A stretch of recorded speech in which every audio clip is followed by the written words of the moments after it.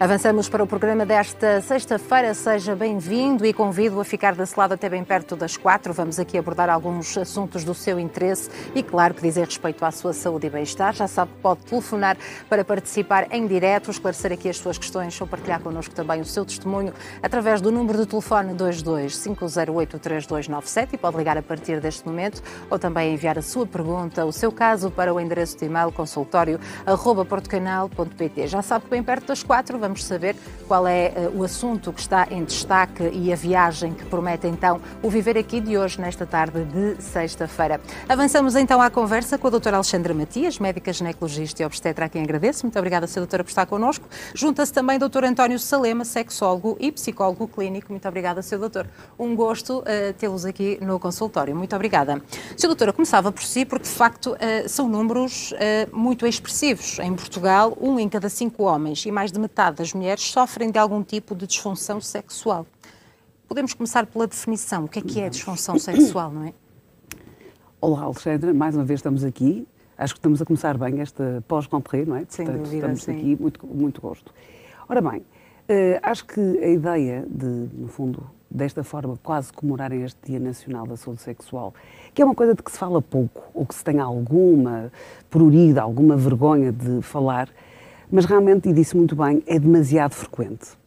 E então, o que é demasiado frequente? É este tipo de problema físico e emocional relacionado com o sexo, que obviamente deve ser persistente, que deve ser recorrente e que vai causar algum tipo de sofrimento pessoal e interpessoal, portanto, na relação.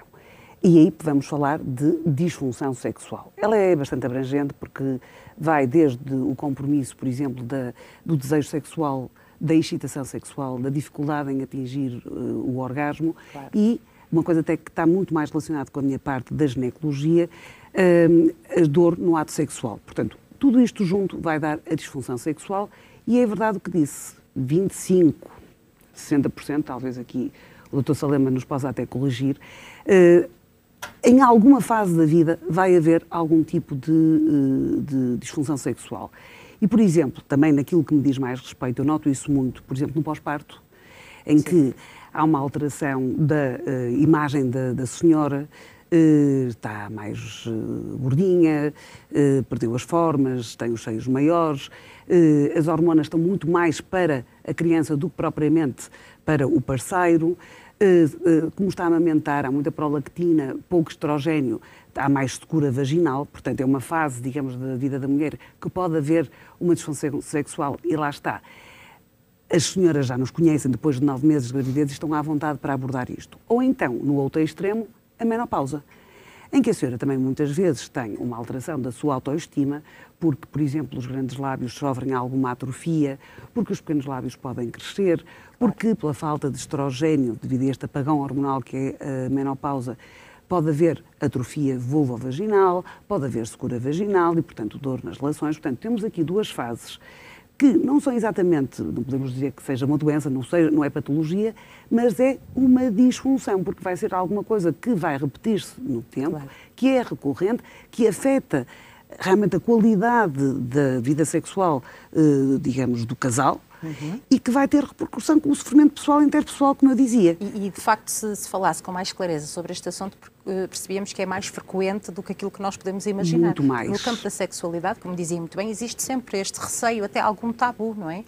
Existe tabu, as pessoas não estão habituadas a falar sobre isto e antes, eu agora noto uma evolução, Sim. não gostavam de falar sobre isto. Agora, é realmente, na consulta de ginecologia, havendo confiança na pessoa que está do outro lado, muitas vezes já nos conhecemos, há muito tempo, em que elas acabam por verbalizar alguma coisa que realmente é mais frequente que a gente pensa, mas que há muito tabu e muita dificuldade em falar. Mas elas acabam por falar. E eu acho que as coisas mudaram. Bem, claro. E hoje em dia as senhoras pedem ajuda. Alguma ajuda é dada por nós, outra ajuda é dada exatamente em combinação com os sexólogos, porque há coisas, digamos, de terapêutica mais continuada que nós acabamos por não fazer, mas a nós, enquanto ginecologistas, cabe-nos realmente ouvir e, a partir do momento em que percebemos que há uma disfunção sexual, ir mais longe na entrevista, tentar perceber exatamente se há experiências passadas que foram más, traumáticas, sei lá, perceber em que fase da vida da mulher a pessoa está, se existe realmente uma fase pós-parto, de lactação, de menopausa, se há, por exemplo, se há uma depressão, se há muita ansiedade, se está a tomar medicamentos que possam exatamente interferir com o desejo sexual, como, por exemplo, os antidepressivos, que, nomeadamente aqueles que vão inibir a recaptação da serotonina, os ansiolíticos, os indutores de sono, o uso excessivo de álcool e de outras drogas, para depois passarmos, interferir. Exato, passar ao exame físico, porque depois também há causas orgânicas. 13%, portanto, o que eu li, seriam causas orgânicas para esta disfunção sexual. E aí entramos nós. Ou existe um útero retrovertido, ou existe uma vagina muito apertada, ou existe mesmo vaginismo, que a gente consegue determinar com esta contratura do terço externo da vagina. Existe secura vaginal, existe uma inflamação, existem infecções vulvovaginais. Tudo isto podem ser causas orgânicas que podem, de alguma forma, condicionar esta disfunção sexual. Obviamente a ecografia pélvica é importante, podemos ter a nível dos ovários algum tipo de cisto grande que magoou, ou esse útero retrovertido que em determinadas posições possa também doer. E penso que aqui o mais importante é de facto as pessoas também estarem à vontade para partilharem estes receios falarem, com o seu médico, não é? Para tentar perceber a origem e, claro, senão perdem uma parte importante da sua vida. Isto faz parte da relação do casal, não é? Claro. Então, Sr. Doutor, e perante todos estes problemas físicos, não é? Que muitas vezes estão na origem, então, das dificuldades que as pessoas têm, quando é que devem procurar ajuda de um sexólogo? Muito boa tarde. Eu quero agradecer também o convite ao Porto Canal e cumprimentar a Alexandre e a doutora Alexandre, colega aqui de painel. É uma equipa de Alexandras. Ora, nem mais. Doutor. A sexualidade, estava a ouvir a doutora Alexandre e remeteu-me logo para o conceito de sexualidade e saúde sexual feminina e, portanto, desde a antiguidade clássica que nós falamos sobre sexualidade e, portanto, o Kama Sutra na Índia, portanto, as grandes pinturas japonesas onde nos remetem, de facto, para um erotismo, para o mundo erótico, e hoje, século XXI, continuamos ainda a falar sobre isto como se fosse algo de tabu, não é? Quando nos deparamos na consulta clínica, na ginecologia, na medicina geral e familiar, porque acho que é aquela porta de entrada, onde a pessoa que procura não tem a liberdade, não é? Ainda sendo tabu por uma questão cultural ou educacional, nos dias de hoje, é isso que nós também deixo de alguma inquietação, deixo também para os nossos telespectadores também se deparar, pensarem e refletirem porque é que ainda continua a ser tão difícil nós procurarmos um sexólogo, um terapeuta, um clínico para falar daquilo que é importante da saúde sexual. Sendo nós, Portugal, o país pioneiro a celebrar, a comemorar institucionalmente este dia. E, portanto, houve grandes evoluções, mas penso que ainda existe determinados preconceitos associados àquilo que é a nossa vagina e o nosso pênis. Certo. E, portanto, é neste sentido que a consulta cada vez mais é procurada. Nós vemos na Clínica Médica do Porto, na consulta específica de sexologia clínica, onde cada vez mais as pessoas já têm alguma liberdade. Não, mediante aquilo que falava a doutora Alexandra, se existe uma evolução ou não, eu penso que sim, a nível da procura. As pessoas, quer homens, quer mulheres, têm uma outra dinâmica. E até vemos aqui uma situação. A minha orientadora da terapia sexual, da Sociedade Portuguesa de Sexologia Clínica, não é? Um dia virou-se para mim e disse-me, já viu mais, isto na disfunção sexual masculina, a parte da ejaculação rápida, sim, já viu mais homens, o António, que tem a idade que tem, com ejaculação rápida, do que eu na minha vida toda. Portanto, estamos a falar de uma geração, de uma clínica sexóloga pioneira em Portugal também, da Sociedade Portuguesa de Sexologia, que esteve sempre em contexto de saúde pública, não é? Contexto de Serviço Nacional da Consulta de Sexologia e aparece, eu digo que não tenho aqui um estudo clínico no sentido estatístico, sim, mas a nível de homens que recorrem à consulta, não é? Devido a esta dificuldade na sua resposta sexual, é avassalador. E é neste sentido que o que é que está a acontecer? Cada vez mais o parceiro ou a parceira comunica, fala. E refere que gosta ou não gosta, se existe satisfação ou não. O que antigamente, há algumas décadas, estamos a falar o papel da mulher e o papel do homem, né, numa dinâmica heterossexual, mas tinha sempre um papel de maior dominância, portanto o prazer estava associado ao homem. E, portanto, a mulher era vista quase como uma sexuada. Certo. Não é? Mesmo até, se formos um bocadinho, também nos remetermos, quando falamos de saúde sexual, o conceito de sexualidade. Portanto, termos desde o tempo da Antiguidade Clássica ao cristianismo, e não quero tirar o papel do professor Júlio Machado Vasco, que me deu aulas, o verdadeiro contador de histórias da área da sexualidade, onde nos abordou toda esta contextualização que é importante também para quem nos está a ouvir. E atualmente, quais são os motivos principais que levam as mulheres a pedir ajuda na consulta? Insatisfação com o seu parceiro ou parceira, mas procuram porque não são mulheres do antigamente em que tinham que estar caladas e que tinham que estar... e não é assim tão antigamente, se me permite, não é? Não precisamos de recuar tantos anos assim para perceber que a mulher infelizmente assumia esse papel. E ainda hoje existe, mas estou mais otimista, porque já existem cada vez mais. Também temos que ver que a nível do nosso país, quantas consultas no serviço público, não estamos a falar em contexto privado, do Serviço Nacional de Saúde na área da saúde sexual. Claro. Portanto, sim, que era uma coisa que nem existia, não é? Nem existia. Portanto, o pioneiro, como estamos a falar antes... Ou seja, aqui, neste caso, a médica ginecologista assume um papel importantíssimo como agente promotor da saúde sexual perante as mulheres, por exemplo, as senhoras, não é? E eu lembro-me quando nós, portanto, fundámos a Porto Clínica há 20 anos, uma das pessoas que desde logo veio foi a psicóloga com diferenciação em sexologia, porque na altura ainda não muita gente falava sobre isso, mas eu agora tenho muitas pacientes, até muitas vezes uma primeira consulta, que vêm pedir este tipo de ajuda e querem, primeiro, que na ginecologia nós excluamos causas orgânicas.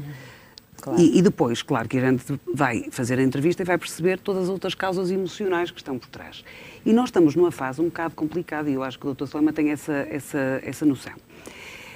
Nós, em termos de desejo sexual feminino, de líbido, digamos assim, sabemos que ela é muito contextual e é muito sensível. O stress, o cansaço, a ansiedade, a preocupação com os filhos, a preocupação com o trabalho, tudo isto condiciona desde logo uma fragilização e a pessoa realmente até pode querer estar bem com o parceiro, não haver hostilidades e haver até harmonia no casal e as pessoas não conseguem avançar porque estão muito cansadas. Isto até nos pode remeter, peço desculpa. Sim, claro. Para uma questão, não é? O órgão, uma pergunta básica que eu faço a quem me procura, o órgão sexual, com uma pequena rasteira, o órgão sexual mais poderoso que existe no nosso corpo, qual é para nós, não é? Pois, e ninguém se lembra da cabeça. Que é o cérebro. Não é? Claro. E, portanto, exatamente. Despistando esta questão orgânica, porque a consulta de sexologia é uma consulta multidisciplinar e, portanto, trabalhamos em todas as áreas, em várias áreas da saúde, quer física, psicológica, mas também nos remetemos, no final desta avaliação clínica, verificamos que a maior parte, aí é que eu acho que existe, que devemos também refletir. Levo-me acho que a dizer que 80% a 90% são questões muito do foro emocional e psicológico e relacionais, na dimensão relacional. E, portanto, fazendo o despiste desta causa orgânica, mas para mim o cérebro continua a ser o órgão sexual mais poderoso. Eu digo muitas vezes que o cérebro é o melhor que temos e o pior que temos, não é? Claro. Quer dizer, o cérebro é o melhor que temos porque nos faz pensar, agir, etc. E depois o pior que temos, porque quando as coisas não funcionam... Também podem interferir, não é? Podem interferir. E há outra coisa também que eu noto ao longo destes 20 anos que evoluiu muito, foi a mulher na menopausa de repente não gostar da sua vulva, digamos, do seu aparelho genital feminino, porque ele realmente envelheceu. Como nós temos rugas, ali também, como eu disse há bocado, há alterações. E elas perdem um bocado a autoestima, até porque muitas vezes também engordam e tal, portanto há todo um conjunto de coisas. Claro. E hoje em dia pedem ajuda e nós já conseguimos fazer coisas muito interessantes. Por exemplo, a ninfoplastia, que muitas vezes faz até nas miúdas, na menopausa, às vezes é preciso realmente fazer porque os pequenos lábios realmente crescem. É uma coisa hormonal, talvez até da parte androgénica, que nós vemos que nas aldeias e tudo, há, digamos, o buço e a barba e tudo, porque há um desvio hormonal na menopausa, claro, com deposição da tal gordura na zona abdominal. E, portanto, a ninfoplastia pode corrigir esse excesso dos pequenos lábios. E da mesma maneira que ela olha e já não tem, digamos, aquela vulva jovem, nós podemos, tal e qual como as pessoas fazem na cara e no peito, etc., fazer lá também com injeção de ácido hialurónico, digamos, mais espesso, digamos assim, tal e qual como também se faz a nível do terço posterior da vagina, outro menos espesso para senhoras que têm, por exemplo, vaginismo ou que têm, já na menopausa, e não funcionam com os estrogénios, a fazer ali uma zona atapetada. Portanto, é uma coisa que também há 20 anos ninguém procurava para isto. E agora há muitas senhoras a pedirem ajuda. Que é o chamado rejuvenescimento genital. Porquê? Porque era uma altura, aos 50 anos, que, em princípio, as pessoas desistiam um bocado da sua atividade sexual. Ainda me lembro de um juiz que, digamos, diminuiu a pena porque a senhora tinha mais de 50 anos e, portanto, não era tão grave para a sua vida sexual, que eu achei uma enormidade. E também porque hoje em dia as pessoas vão mais longe, durante mais tempo. Claro. Acham que é uma coisa que devem continuar, talvez não com a frequência da adolescência, mas tudo bem, mas faz parte, digamos, do casal, da relação do casal, da pessoa. Da pessoa, importante perceber também que há diferenças. Por isso é que eu dizia sofrimento pessoal e interpessoal, porque não é só interpessoal, a própria pessoa também sofre porque não está contente e, no fundo, quando está com o outro, é à procura de carinho, de amor, de romance, de bem-estar, etc. E, portanto, hoje em dia, as pessoas já olham para a sexualidade não a terminar aos 50 anos, mas a continuar e a querer que seja boa. E, portanto, uma das coisas também que, no fundo, pode ser limitante, que é essa autoestima, ser estimulada para ela, no fundo, também fazer um rejuvenescimento genital e sentir-se muito mais à vontade. A componente estética, não é? A estética que é fundamental também para a nossa autoestima, quer queremos, quer não. Claro, exatamente. Mas também faz parte desse processo, as pessoas perceberem que estão a envelhecer e, portanto, que também têm que se adaptar no campo da sexualidade. Claro, sem dúvida, não é? Portanto, quer dizer, mas enquanto clínicos nós temos que dar essa abertura. Portanto, o que me inquieta é que, por vezes, profissionais limitam-se à questão do sintoma, não é? Do diagnóstico e, portanto, não veem o nosso paciente, ou a pessoa o nosso utente, cliente, que nos procura. O nosso paciente, eu ainda eu não gosto dessa do cliente. Nós não estamos no supermercado. Estas linhas orientadoras, mas eu também continuo com o paciente. Claro. Mas o nosso paciente, que nos procura, por vezes, não vai ter a liberdade, por uma questão educacional, cultural, para falar da sua intimidade, para falar da sua genitalidade. E, portanto, se nós, sem preconceitos, conseguirmos abrir a porta para perguntas, para questionar, quer a pessoa, quer o casal, como é que ela vivencia naquele momento a sua sexualidade, não estamos a direcionar a questão, mas estamos a abrir uma porta para que a pessoa possa falar. Porque, de facto, o não se falar sobre a saúde sexual vai permitir com que existam estados de sofrimento, de ansiedade, de sofrimento nas pessoas. E durante anos, não é? Há pessoas que vivem assim durante muitos anos sem procurar ajuda, sem ter essa vontade para falar com os seus médicos. As pessoas idosas, não é? A quarta idade. Senhor doutor, é uma coisa das pessoas idosas. Se falarmos então de sexualidade na terceira idade, falamos ainda mais de tabu, assexuados. Exatamente. Até fazemos com que eles... Não é? E, portanto, não é por ter uma determinada idade que não apresenta interesse ou desejo ou não consegue vivenciar a sua sexualidade. Estou-me a lembrar, agora só um parênteses, um podcast da Helena Sacadura Cabral, com a sua bela idade, falar sobre o prazer, a sexualidade, a sua vida sexual, mais poética, não explícita, mas o abordar a questão para uma mulher octogenária. E, portanto, é nesse sentido que nós, enquanto clínicos, não temos que permitir a que a pessoa tenha pelo menos liberdade, abertura, para falar daquilo que está a sentir em determinado momento e que é importante abordarmos. Portanto, acho que, quer em qualquer contexto clínico, a saúde sexual tem que ser falada como é a saúde física, psicológica e social. Mas ainda existem muitos clínicos que se calhar criam essa barreira, ou seja, que não deixam a pessoa à vontade e que dizem mesmo... Desvalorizam, é da idade, tem de aceitar, não é? Ainda existe muito essa resposta. Existe. Até porque, estava a ouvir exatamente o que estava a dizer o Dr. Salema, nós somos uns herdeiros, não é, da parte judaico-cristã, religiosa, que nos dá ainda muito esta dualidade da moral sexual, quer dizer, o homem mais permissivo, mais exigente, a mulher mais repressiva. Porque começou exatamente, eu estava a ouvi-lo, é um padrão. Exato, e portanto, como a mulher é mais repressiva, ela muitas vezes até tem medo de quase uma culpa de sentir prazer. Focou aí num Não é? assunto Culpa de, muito importante. é, culpa de, e não pode ser isto, tem que ser tudo desmistificado, e acho que estas senhoras, no meu caso, não é? Que só trato as senhoras, têm que ser desmistificadas e têm que ser ajudadas, porque depois isto transforma-se num vórtice, digamos assim. Portanto, tem medo que corra mal. A próxima vez tem medo que corra mal. E como já está com aquela ansiedade de que vai correr mal, ou que vai doer, ou que não vai estar à vontade, ainda vai correr pior. Portanto, a gente tem que realmente, e é aí que eu vou realmente pedir ajuda aos sexólogos, para nos cortarem aquele vórtice, claro, aquele ciclo vicioso, aquela entropia toda, para as pessoas irem confiantes e então acreditarem que as coisas vão correr bem. E que tipo de resposta é que existe na consulta? Qual é o tratamento? Portanto, que vai dependendo de caso para caso, claro, mas tem aqui muito a ver com as emoções e a questão psicológica? Eu agora respondo-lhe, Alexandra, de uma forma muito direta, né?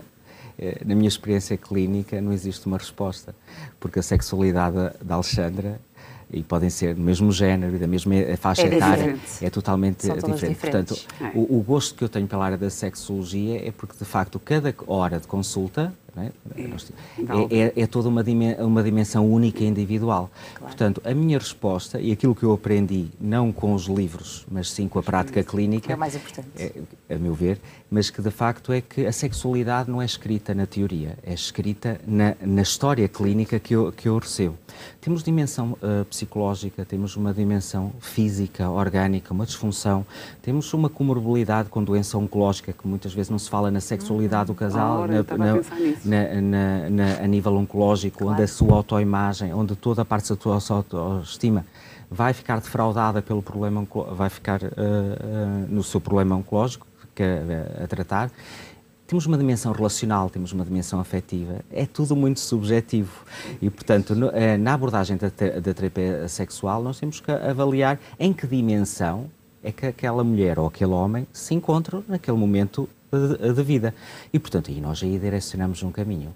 Não existe, a meu ver, nenhum manual teórico, claro, que me consiga definir qual é a sexualidade, agora não falo da doutora Alexandra.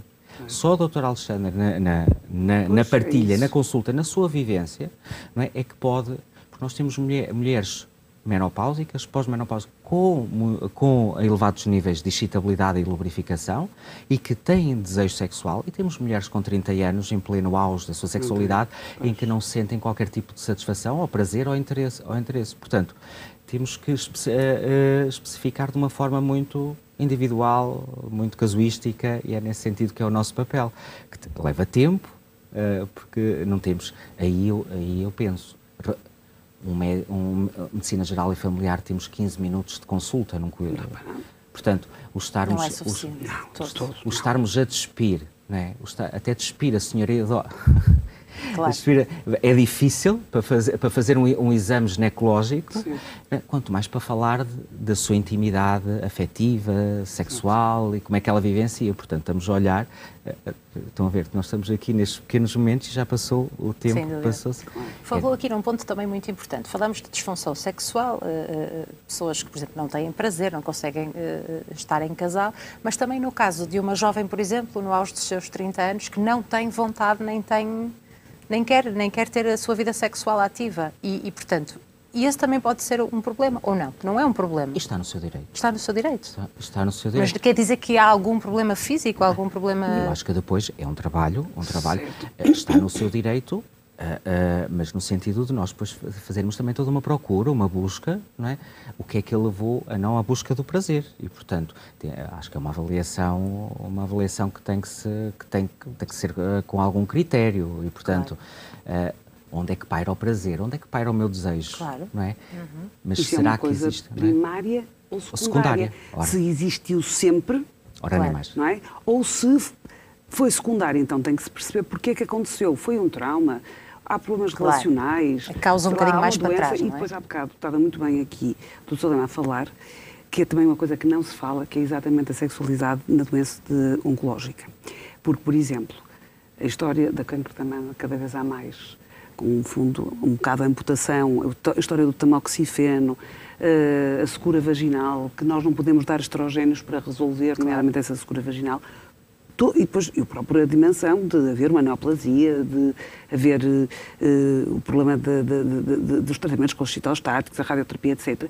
Este cancro da mama, tão prevalente, é uma grande chatice em termos de sexualidade. Da vivência. Até porque nós temos dificuldade em resolver da parte orgânica, porque eu não posso dar estrogénios, posso dar lubrificantes, dilatadores vaginais, seja o que for, mas depois toda esta história da autoestima, de a pessoa se sentir bem, não ter o tal stress, a ansiedade, muitas vezes a tomar como é que a pessoa se entrega ao outro. Exatamente. Portanto, tem a ver muito com a autoimagem. É. Mas lembrei-me agora de um caso clínico que tive, que uma jovem, remetendo o que a Alexandra estava a dizer, que não tinha desejo sexual e que não sentia prazer, e de facto, ao analisar na consulta, de facto, o problema não era nela, era a questão da ejaculação rápida. Pois. E se nós nos remetermos para a resposta sexual feminina, não é? Do tempo de Master and Johnson, que falava do desejo sexual espontâneo, da excitabilidade, da penetração, atingir o orgasmo, e quer dizer, e se nós tivermos nessa resposta um homem que atinja uma ejaculação que chega ao ponto número 4, 5, ao clímax do orgasmo, e ela ainda se encontra numa parte, num 1 ou 2, em momento de maior excitabilidade, quer dizer, a mulher não vai encontrar satisfação. Portanto, numa próxima vez, o investimento daquela mulher vai-lhe provocar desinteresse. Claro. Porque não houve satisfação, não é? Porque o meu companheiro, neste caso, nesta visão heterossexual, nesta dinâmica, vai atingir um orgasmo, ele fica satisfeito e ele até tenta procurar a busca, só que vai ali haver uma quebra daquele momento que se pretendia que seja contínuo na resposta sexual e que vai haver uns esmorecimento. E nesse caso a terapia tem de ser feita em casal? A terapia pode ser feita em casal e depois também trabalhar com urologia, trabalharmos também, nós aqui na Clínica Médica do Porto, temos os especialistas que encaminhamos para a urologia, falamos, e de repente temos que trabalhar a questão da ejaculação rápida, né? Mas primeiro se calhar abordamos também, não encaminhamos logo, de ânimo leve, mas também se calhar trabalhamos o casal em busca desta resposta. Existem vários casos de disfunção sexual masculina, neste caso, que estão ligados à obesidade, ao colesterol, não é? Hipertensão, por exemplo. Diabetes, porque aquilo dá uma vasculopatia e, portanto, pode haver ali depois problemas, digamos, de irrigação a nível do pênis e, portanto, pode acontecer. Eu queria só fazer uma pergunta, já que temos aqui o Dr. Salema, tenho aqui uma curiosidade muito grande, que uma vez li, há muito tempo, um artigo sobre exatamente os casais assexuais. Isto é, não há realmente drive sexual, não há desejo sexual e as pessoas vivem lindamente assim, é uma questão sua, de opção, e não precisam. Não é uma coisa... Podem viver assim, e lembro que era uma percentagem muito pequena. Sim. Isso é verdade? Sim. Existe? Qual é mais ou menos a percentagem conhecida na população? É evidente, já há alguns anos, quando eu tirei a formação em sexologia, liam-se uns estudos, fazia-se uma evidência. Certo. Não há grandes estudos sobre essa evidência. Epistemologicamente falando, portanto, não existe aqui uma percentagem a nível... Há alguns estudos que nos podem remeter, mas sempre para uma percentagem diminuta daquilo muito que é. Diminuta, não é? Porque é uma coisa que é nossa, quer dizer, é hormonal, Exatamente. Quer dizer, quanto mais não seja hormonal. Mas que existe e que as pessoas sentem, como disse a doutora Alexandra, sentem-se satisfeitas, sentem-se bem e, portanto, nós não vamos alterar nada. Pois, portanto, há uma satisfação de base para que a pessoa tenha esta resposta.